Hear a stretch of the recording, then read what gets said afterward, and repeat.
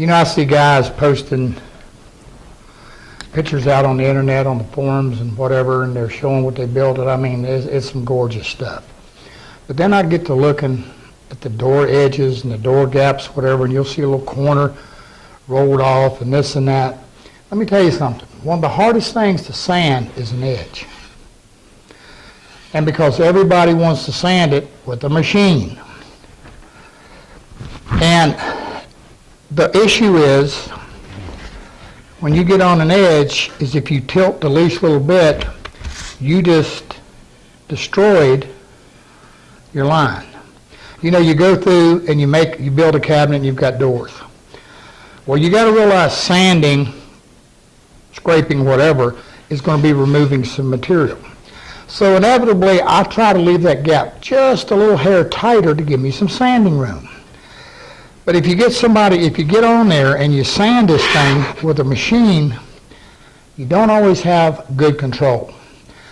And by that, what I mean is you can roll it and you can roll it so easily.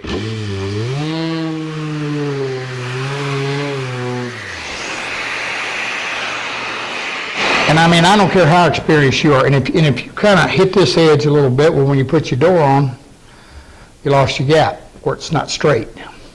Difficult. Here's a little trick.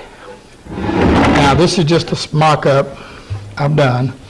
Normally, I wouldn't be using a metal clamp. I'd be using something protected. But all I've got on here is just a piece of 2x6 or whatever that's straight. And this is what we call a tilt caul. And it's exactly what it implies. It gives me more bearing surface.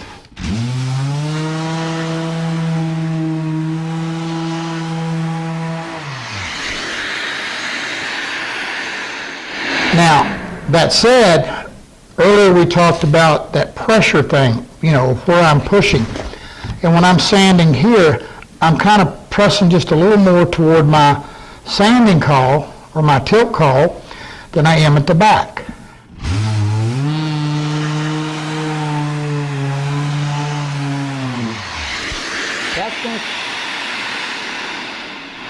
That's going to keep me from tilting. Now here's another trick. When you're doing a door, or anything, you can also tip off this edge, this end real easy. So simply move it back, and that's going to give you something flat, and it's going to keep you from distorting your corner.